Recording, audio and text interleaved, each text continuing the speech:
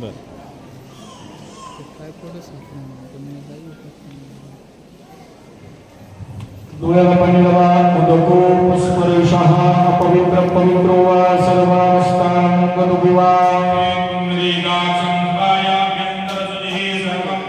कुण्डलीकाक्षरपुनादो नारदावादृशिगणा ये चान्यैस्तपोदनं भवन्तु यजमानस्य आशीर्वादपरायणः. ओटाजवळ घेऊन जाताना केशवाय नमः, नारायणाय नमः, माधवाय नमः, गोविंदाय नमः. परत त्याच्यात सोडून द्या. हात जोडा. विष्णवे नमो, विष्णवे नमो, विष्णवे नमः. प्रणवस्य परब्रह्म ऋषिः परमात्मा देवता दैवी गायत्री छन्दः प्राणायामे विनियोगः तत्पुरुषुञ्जा. ओम नमो भगवते वासुदेवाय. सतीनाम नमो.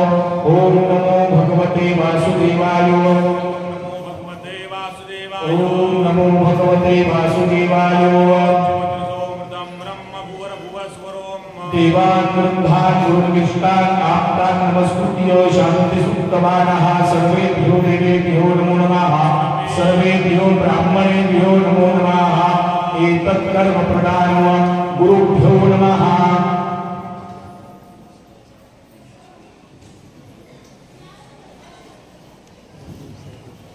ओम प्रियस्वमे अधियदर्यो अरिहाद्यवति भादिनगोञ्जने भुवं चवसरित प्रजातदश्मा सुप्रवीणं देहि चित्रम्.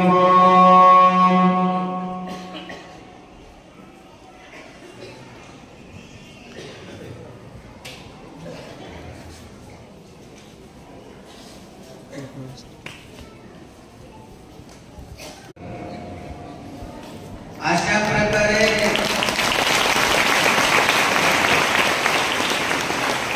जर वैराग्य निर्माण झालं तर यांच्यासारखे संन्यासी जे आहेत तर निर्माण व्हायचे. समजा संन्यास आश्रम नाही घेऊ शकलो तेवढं वैराग्य नसेल.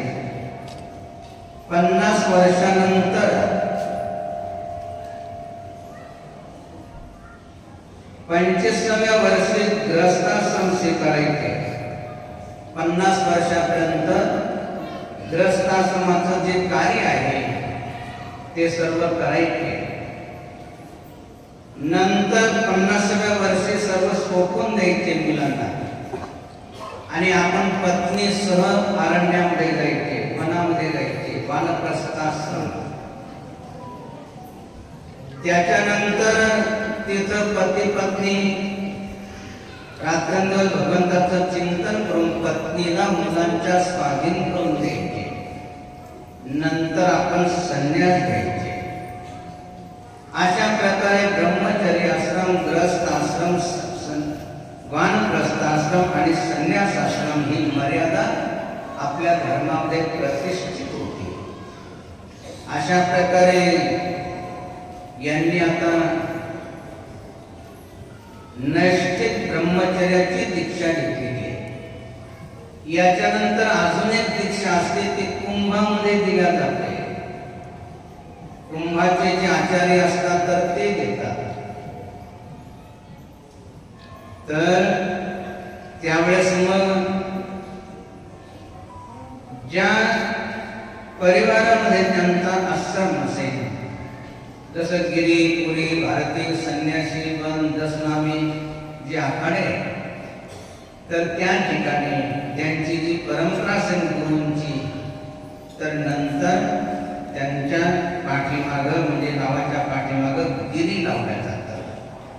तोपर्यंत नंद लावल्या जातात.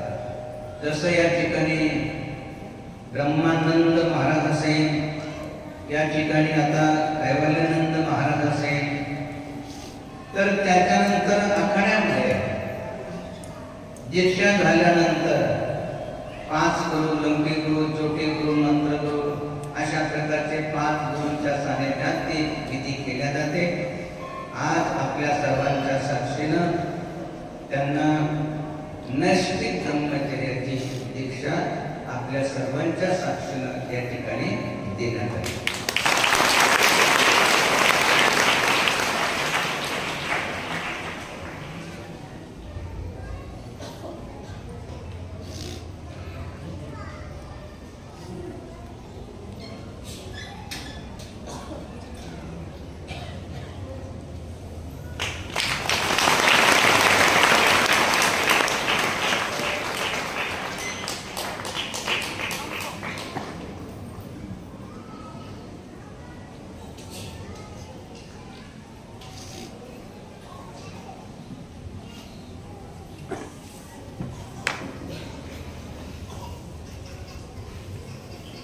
बृहस्पतेन दियदयो अर्यहातिमनिभातिमकुमज्जने भुवम्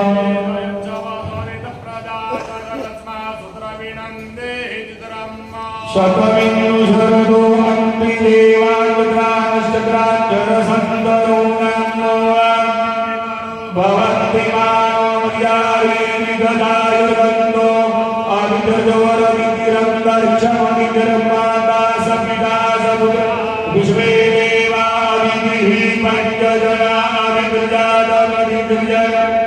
शतमिन्दु शरदो अन्ति देवान् दीर्घायुस्ततो घरे गदिदायस्मै तद्वाधरम्यवम्मौ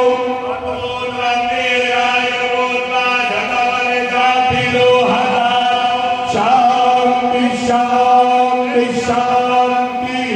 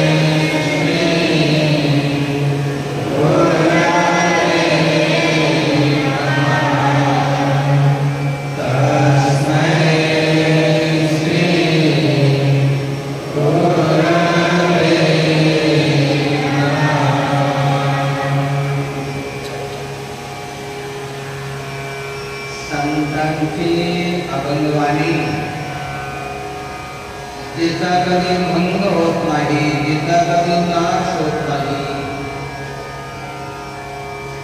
असे संतांचे अभंगवाणी ऐकून त्या अभंगवाणीचं जर आपल्या जीवनामध्ये पालन केलं तर आपल्या 42 श्लोकाचा म्हणजे 21 आईच्या आणि 21 वडिलांच्या अशा 42 श्लोकांचा उद्धार होतो. संतांची अभंगवाणी केवळ आपल्या वाचेनं उच्चारली तर आपली वाणी पवित्र होते.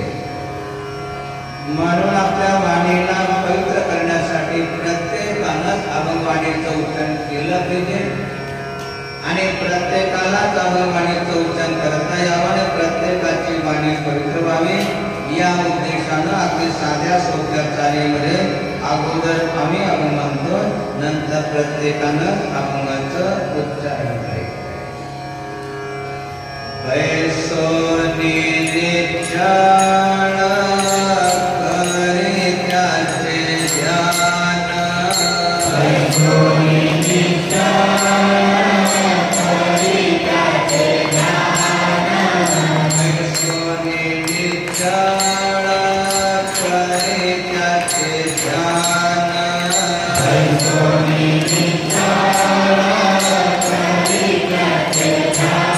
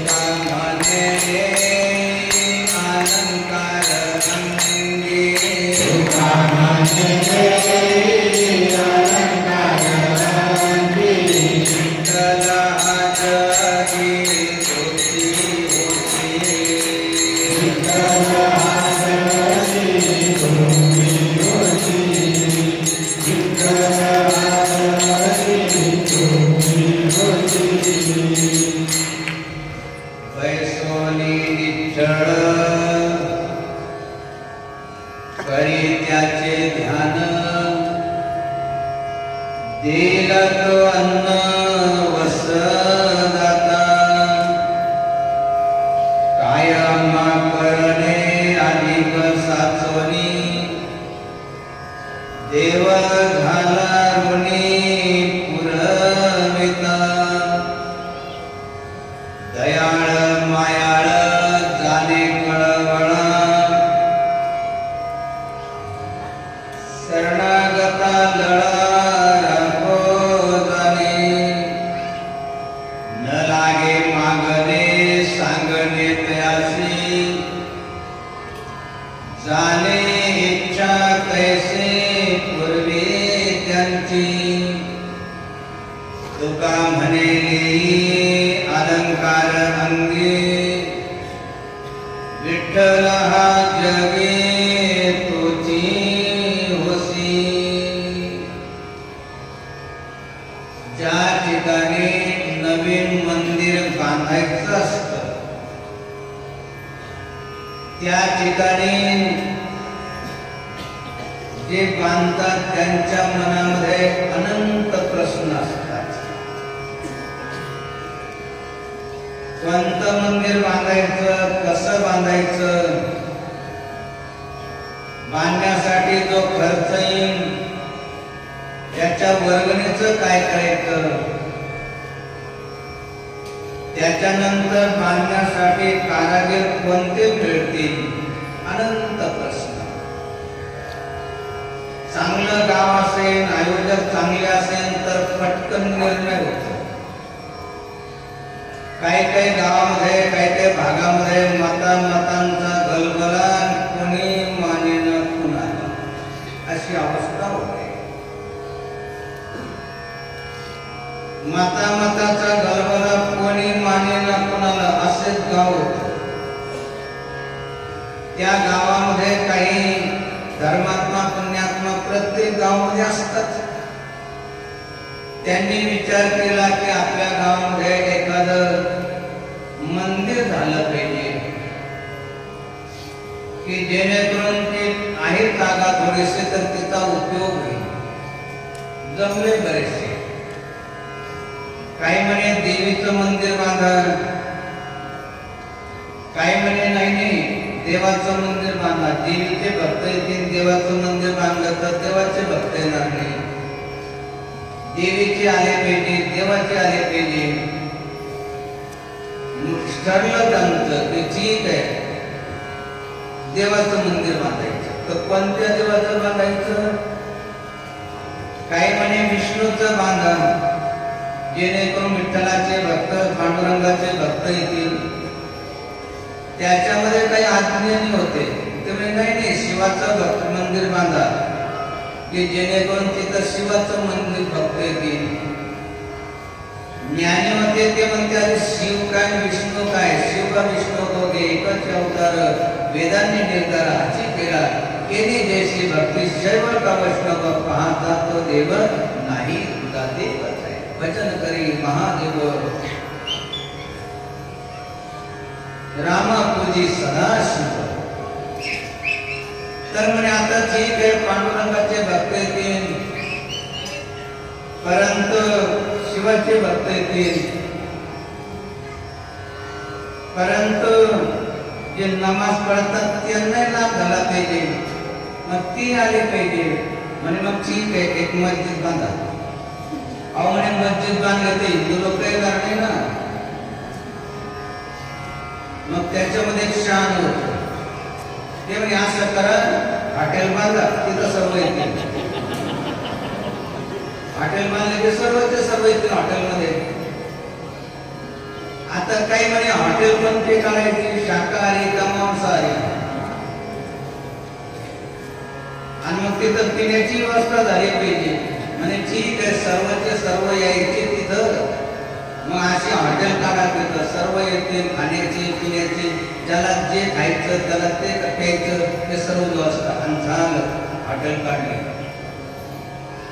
आणि जो धिंगाणा सुरू झाला, प्यायचं मग या गल्लीमध्ये पडलं, त्या गटारीमध्ये पडलं, हे कोंबलतंय ते कोंबलतंय, आणि मग पश्चाताप झाला की नसतं केलं तर बरं झालं असतं. सांगायचं तात्पर्य की मंदिर बांधणं एवढं सोपं नाहीये. सर्वांनी एकत्र येऊन एक निर्णय घेऊन मंदिर बांधलं जातं. आता या ठिकाणी त्याच्यानंतर दगडाचं बांधायचं का सिमेंटचं बांधायचं, मजुरी त्याच्यानंतर त्यांची मजुरी कशी द्यायची, त्याच्यानंतर ते कारागीर कोणते वापरायचे, अनंत प्रश्न. देणगी आली तर मग ती कोणाकडे ठेवायची, अनंत प्रश्न. या ठिकाणी पशुपतेश्वराचं सुंदर अशा प्रकारचं सत्यम शिवम सुंदरम अशा प्रकारे भगवान शिवाचं मंदिर या ठिकाणी आता सांगितलं की सर्व विशेष करून शेतकरी राजांच्या परिश्रमातून, त्यांच्या त्यागातून, त्यांच्या दानातून या ठिकाणी मंदिर व्यवस्थित अगदी निर्विघ्नपणे सर्व आले, सर्वांच्या सहयोगातून या ठिकाणी मंदिर बांधलं. श्रीमंत असेल, गरीब असेल, या सर्वांच्या सहयोगातून मंदिर बांधलं. आता काय करायचं? आता एकच काम करायचं. बैसोनी निचळ करे त्याचे ध्यान, बैसोनी निचळ करे त्याचे ध्यान, बैसोनी निचळ करे त्याचे ध्यान, बैसोनी निचळ करे त्याचे ध्यान, बैसोनी निचळ ध्यान. आता एकच काम करायचं सर्वांनी. काय करायचंय? बैसोनी निश्चळ करीत त्याचे ध्यान. आता त्याचं जर ध्यान केलं तर तो काय देईल? कारण बरेचसे लोक पूजापाठ केलं तर आम्हाला काय मिळेल, दान केलं तर आम्हाला काय मिळेल, मंदिरात गेलं तर आम्हाला काय मिळेल याचा विचार करतात. जगाला काय मिळत त्याचं काय घेणं देणं नाही. मला काय मिळेल?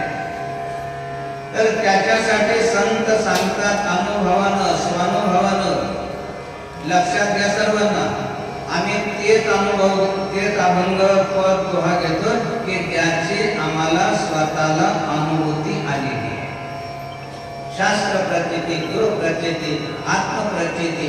ज्या वचनाची आम्हाला आत्मप्रचिती आली नाही ते आम्ही कुणाला सांगत नाही, ते अभंगही घेत नाही, तो दोहाही घेत नाही. म्हणून या ठिकाणी संतांची अनुभूती, आमची अनुभूती की काय करा? बैसोनी निश्चळ करी त्याचे ध्यान. जर त्याचं ध्यान केलं, बैसोनी निश्चळ करी त्याचे ध्यान, बैसोनी निश्चळ करी त्याचे ध्यान, बैसोनी निश्चळ करी त्याचे ध्यान, बैसोनी निश्चळ करी त्याचे ध्यान.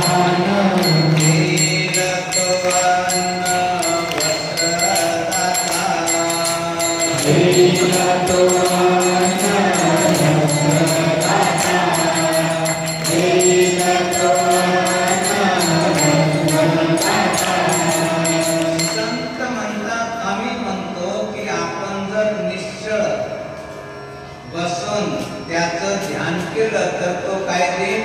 देईल तो अन्न वस्त्र दाता. अन्न देईल, वस्त्र देईल. आपण म्हणा आम्हाला तर गाडी पाहिजे, आम्हाला तर बंगला पाहिजे, आम्हाला तर राज्य पाहिजे, तिने देईल का? तेही देईल. ज्याला जे पाहिजे ते देईल. या ठिकाणी मग देईल तो अन्न वस्त्र दाता. असं का बरं सांगितलं? गाडी देईन, बंगला देईन, राज्य देईन, धन देईन, ऐश्वर्य देईन, पद देईन, प्रतिष्ठा देईन, असं का बरं सांगितलं? जे अत्यावश्यक आहे. काय अत्यावश्यक आहे? प्रत्येकाला अन्नाची आवश्यकता आहे. अन्न असल्याशिवाय कोणी जिवंत होऊ शकत नाही. बंगल्यामधला असो, झोपडीमधला असो की उघड्यावरती राहणार असो, प्रत्येकाला अन्नाची आवश्यकता आहे. लज्जा रक्षणासाठी प्रत्येकाला वस्त्राची आवश्यकता आहे. म्हणून पैसोनी निश्चळ करे त्याचे ध्यान देईल तो अन्न वस्त्र दाता अन्न देईल वस्त्र देईल राज्य देईल बंगला देईल गाडी देईल परंतु त्याच्यासाठी काय करा त्याचं ध्यान करा त्याचं ध्यान करा म्हणजे कुणाचं ध्यान करा हे मात्र लक्षपूर्वक ऐकून घ्या नंतर करा भक्त्याचं ध्यान आणि मनात मेल्याचं ध्यान केलं त्यांना मला काहीच नाही असं नको आहे त्याचं म्हणजे कुणाचं जो कामी तो मना करता अनन्य शरण त्या भगवंता ज्याशी नाही जन्म कथा मरण वार्ता तो नेणे ज्यांचा जन्म होत नाही ज्याचा कधी मृत्यू होत नाही जसं या ठिकाणी भगवंताचा कधी मृत्यू होत नाही भगवंत अवतार आहे जोपर्यंत या ठिकाणी पशुपतेश्वर नव्हते तरी आपण दररोज पशुपतेश्वराचा जे जे काय करतो नव्हते असं नाही जळी स्थळी काष्टी पाषाणी अवघा भरला चक्रपाणी यत्र यत्र शोधिवा सर्व व्यापी सांगायचं तात्पर्य ज्याचा कधी जन्म होत नाही ज्याचा कधी मृत्यू होत नाही असा जो सच्चिदानंद परमात्मा आहे त्या परमात्म्याचं ध्यान करा पैसोनी निश्चळ करी त्याचे ध्यान देईल तो अन्न वस्त्र दाता अन्न देईल वस्त्र देईल असं नाही राज्य देखील देईल माहिती आपल्या सर्वांना कौरव दुष्ट होते त्यांनी पांडवांचं छल बल कपट करून सर्व जिंकून घेतलं 12 वर्षाचा वनवास संपला 1 वर्षाचा अज्ञातवास संपला आणि ज्यावेळेस ते आपलं राज्य मागायला गेलं तर त्यांनी नाही सांगितलं स्वतः भगवंत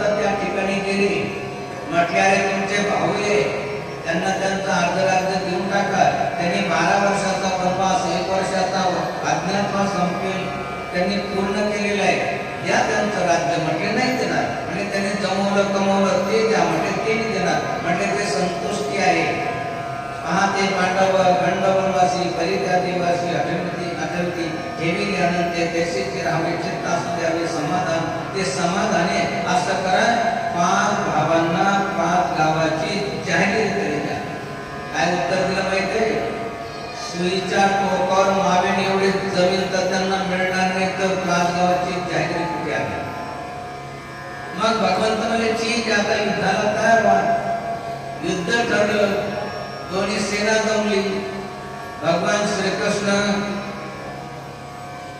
अर्जुनाचं सानिध्य करत होते अर्जुना सांगितलं की प्रभू माझा रथ दोन्ही सैन्याच्या मध्यभागी उभा करा मला बघायचंय की या ठिकाणी आपल्या प्राणाची पर्वा न करता इथं लढण्यासाठी कोण आलेले बघितलं की सर्व आपलेच आहे कोणी फरक नाहीये बघितलं समोर तर पितामह भीष्म त्यांच्या अंगा खांद्यावर आपण खेळलो द्रोणाचार्य भीष्म कृपाचार्य ज्यांनी आपल्याला ज्ञान दिलं कोणी काका आहे कोणी मामा आहे अशा प्रकारे बघितलं आणि अर्जुनानं शस्त्र हाती खाली ठेवलं आणि सांगितलं की कृष्णा मी युद्ध करणार नाही यांना मारून पृथ्वीचं काय स्वर्गाचं जरी राज्य मिळालं तर ते मला नको आहे मला राज्य नको म्हटले अर्जुना मला माहिती आहे की तुला राज्य नको आहे परंतु ही धर्मसत्ता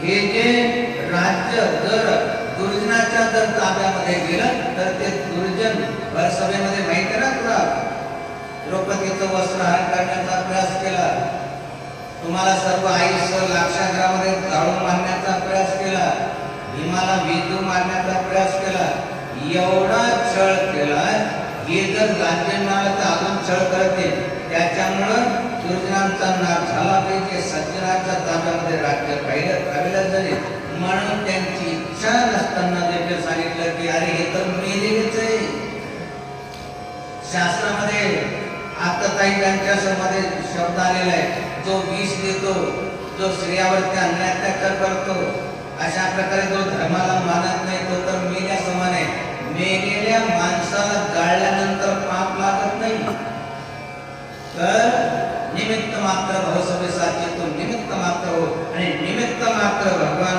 श्रीकृष्णानं अर्जुनाला तयार केलं. आणि अशा प्रकारे इच्छा नव्हती, भीक मागेन पण नाही राज्य, मला नको राज्य, तरी परंतु त्याला जे आहे तर त्यांचा रथ चालवून त्यांची इच्छा नसताना देखील पांडवांचं राज्य दिलं आणि मेल्यानंतर स्वर्गाचं राज्य दिलं.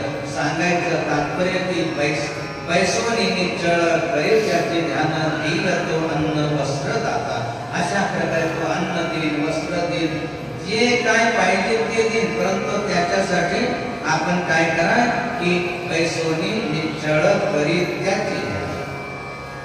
जर आपण त्यांचं ध्यान केलं, दुसऱ्या चरणामध्ये सांगतात कायम करणे अधिक सात्वने, कायम करणे अधिक सात्वने, कायम करणे अधिक सात्वने, कायम करणे अधिक सात्वने,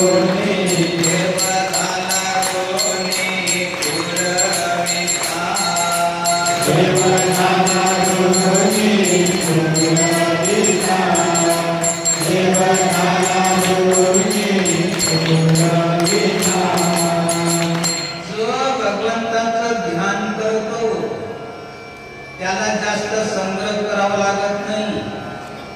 पांडवांच्या अंगावर ते जेवढे चांगले वस्त्र होते ते देखील काढून घेतले आणि त्यांना बनावते पाठवून दिलं. त्यांनी खाण्यापिण्याची चिंता नाही केली, त्यांनी चिंतन केलं, त्यांनी ध्यान. लक्षात ठेवा, जो चिंता करत नाही त्याची चिंता परमात्मा करतो. आपण उलट करतो, आपण आपली चिंता करत बसतो, त्याची चिंता भगवंताला नसते. मग चिंता कोणाला असते? बघा, मावल्यांना मोठ्या मुलाची जास्त चिंता नसते, पण छोटं बाळ त्याची जास्त चिंता असते.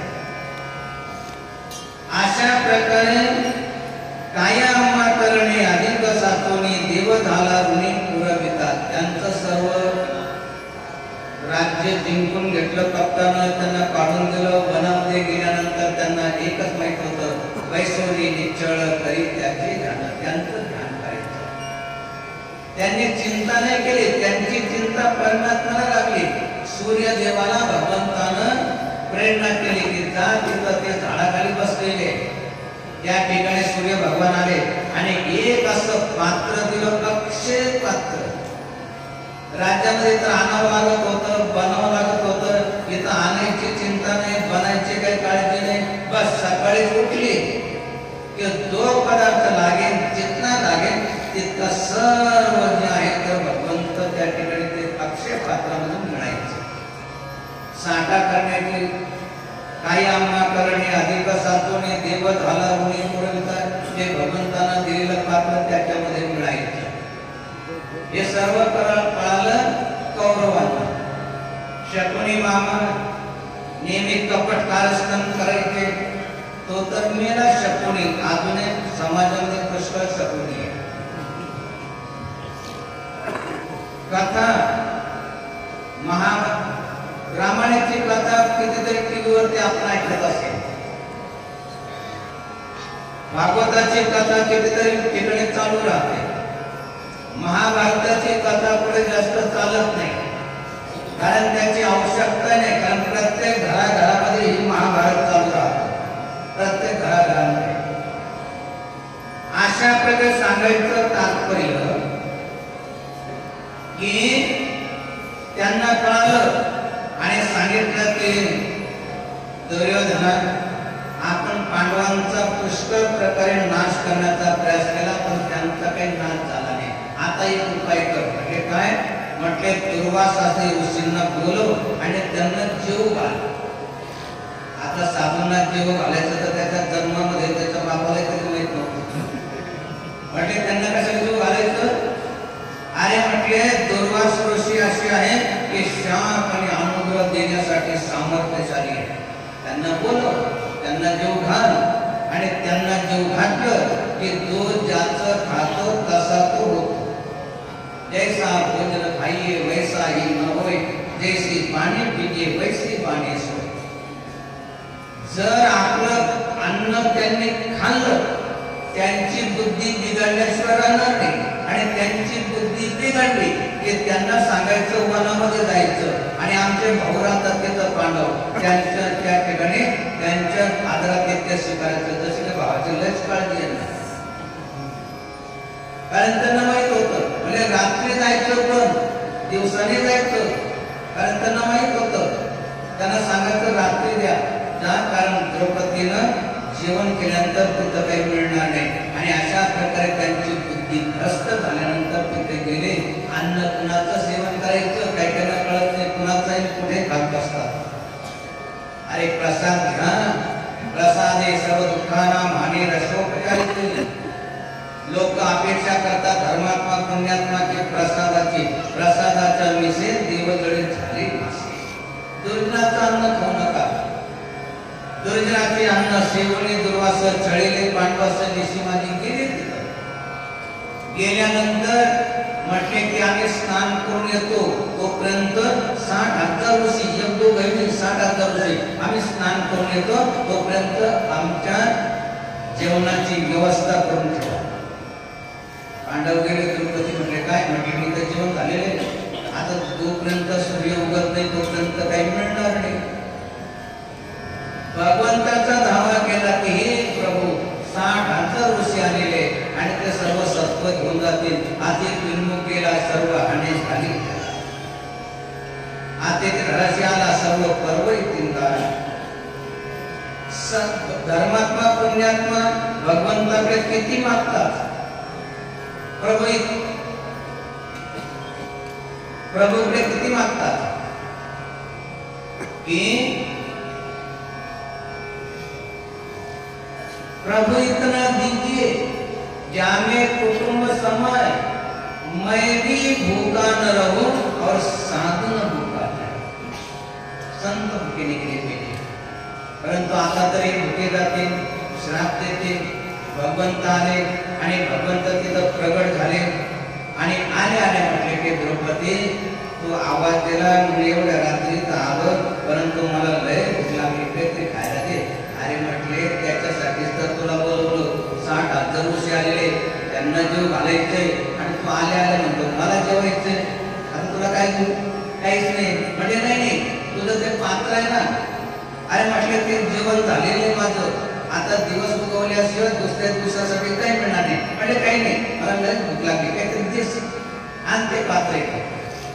ते पात्र आणलं, त्याला भाजीचं पान लागलेलं होतं, मुखामध्ये टाकलं आणि मी तृप्त झालो तर विश्व तृप्त व्हावं अशी भावना केली. आणि 60,000 ऋषींना तिथं स्नान करता करता ढेकर यायला लागले. विचार केला की आपण पांडवांना सांगून आलो की आम्ही स्नान करून येतो, जेवायला येतो, आणि त्यांनी जर का जेवण मागलं आणि आपल्याकडून जर का खाल्ल्या गेलं नाही, ते आपल्याला श्राप देतील. इथूनच चाललंय आय करणे अधिक साचणे.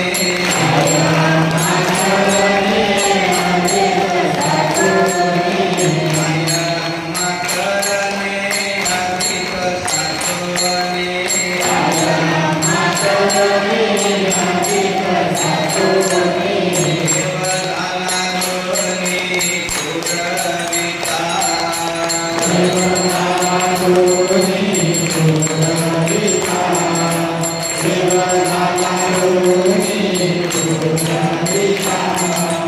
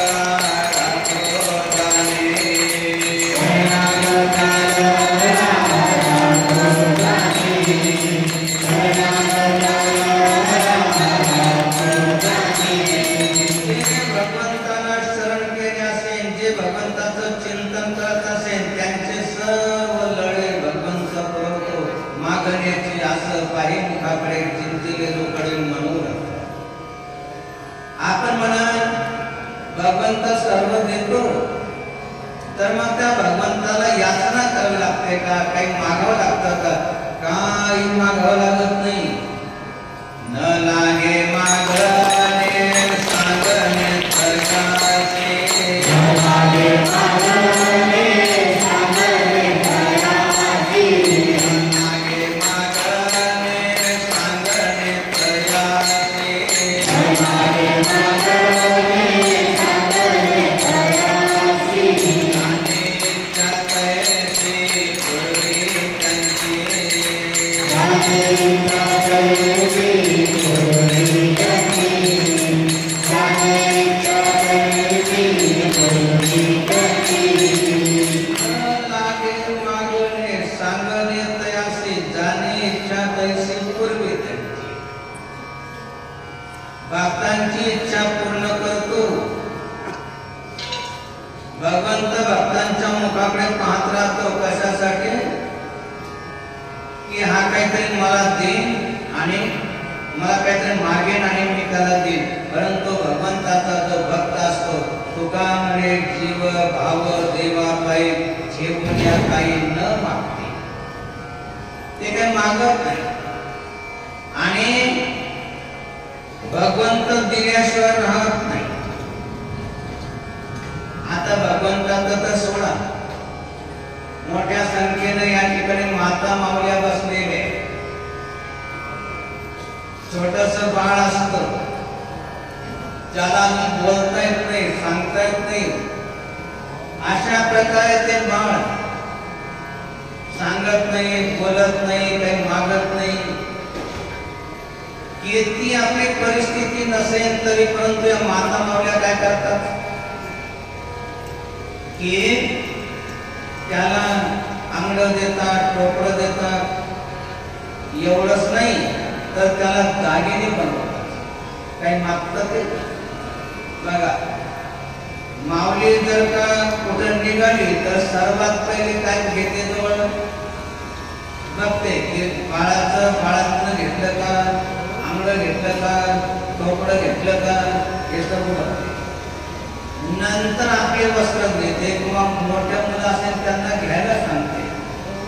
आणि अशा प्रकारे गावाला निघाले की सर्व मुलाचं दागिने वगैरे सर्व घेते, त्याचं कपडं बांधतील आणि मग जे थोडस मोठं असतं तिकडं तिकडं पाहतं, त्याचा हात धरते चालतं.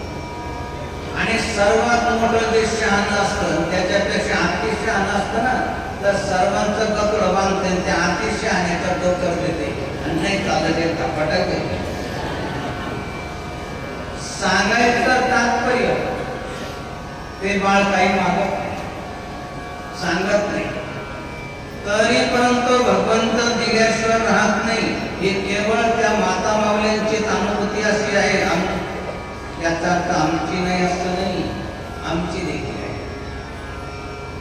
एक दिवस सहज मनामध्ये भावना आली होती की शहराजवळ 2-3 गुंठे का होईना जमीन असावी.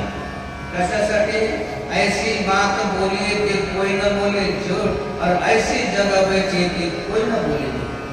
त्याच्यासाठी 2-3 गुंठे, ज्याच्यासाठी त्याच्यामध्ये एखाद्या गायीची सेवा होईल. एखादी 2 खोली बांधल्या गेली तर तिथं 1-2 मुलं का होईना त्या ठिकाणी त्यांची सेवा होईल, त्यांना शिक्षण दिलं जाईल.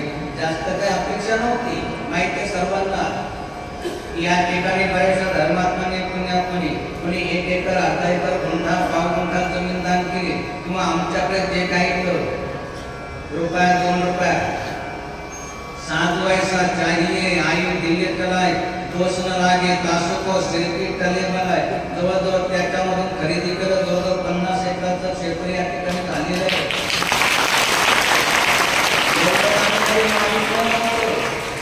न लागे मागणे सांगणे तयासी जाणे इच्छा तैसी पूर्वी कंची. एवढं नव्हतं मागितलं. पहिलीपासून 10वी पर्यंत 400-450 विद्यार्थी या ठिकाणी शिकतायत. त्यांना जे आहे गावरान गाईचं दूध मिळालं पाहिजे, याच्यासाठी 100-125 गाईची जवळजवळ त्या ठिकाणी व्यवस्था होते. अशा प्रकारे मंदिर बांधावं तेही झालं. या ठिकाणी जी इच्छा एवढी नव्हती केली, न लागे मागणे सांगणे तयासी जाणे इच्छा तैसी पूर्वी त्यांची जशी आमची इच्छा पूर्ण केली तशी तुमची करे. संत असं म्हणत नाही की आम्हाला भूक लागली जेवण केलं की आमची तहान निवृत्त होते.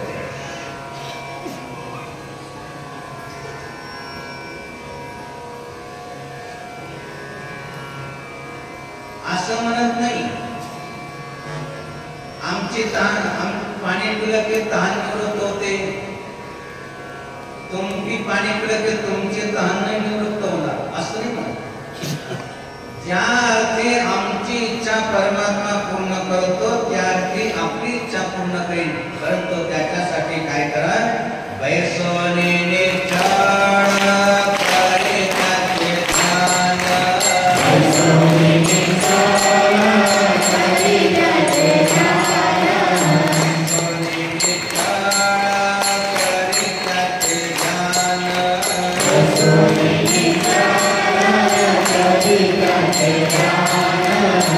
भगवंताचं ध्यान करा, चिंतन करा. चिंता सर्व सोडून द्या. आता माझी चिंता तुझं नाव आहे. चिंता करायचं काम भगवंताचं आहे. चिंतन करायचं आपलं काम आहे. परंतु काही आभागी लोक चिंतन सोडून देतात आणि चिंता करत बसतात. चिंता से बटे चतुर आहे. बुद्धीचा नाश करून घेतात. तन मन धन सर्व नाश करून टाकतात. अशा प्रकारे जे भगवंताचं ध्यान करतात भगवंताचं त्याच्या सर्व ज्या अपेक्षा असेल त्या पूर्ण भगवंत करतो. आणि त्याची कसल्याच प्रकारची वासना शिल्लक राहिली नसेल. जन्म घेणे लागे वासनेच्या संगे मग तो जन्म मृत्यूच्या चक्रापासून मुक्त होतो. म्हणजे भगवंताचं ध्यान करून भगवंत सोड करतो.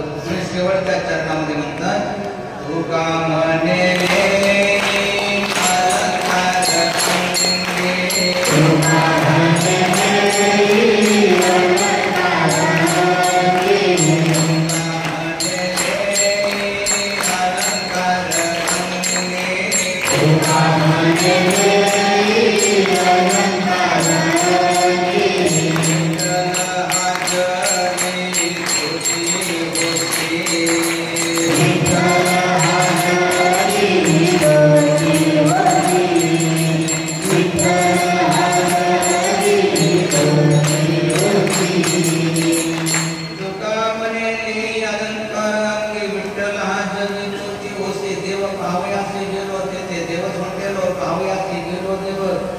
येथे मी स्वयं गेलो शिवम भक्त्वा शिवम लिखे. आपण भगवंत सोडून जा. मेल्यानंतर 4 प्रकारच्या मुक्त्या मिळतील आणि जिवंतपणे सुखाची समाधानाची शांततेची प्राप्ती सर्व इच्छा पूर्ण होती. हा जगद्गुरु तुकाराम महाराजांचा अनुभव आपण ऐकला. आमचा अनुभव काय? आम्ही म्हणतो शास्त्र प्रचिती गुरु प्रचिती आणि आत्मप्रचिती. न लागे मागणे सांगणे ते असे जाणे इच्छा तैसी पूर्वी त्यांची. एवढं तर काही आमची अपेक्षाही नव्हती परंतु होऊन गेलं. आणि आता तर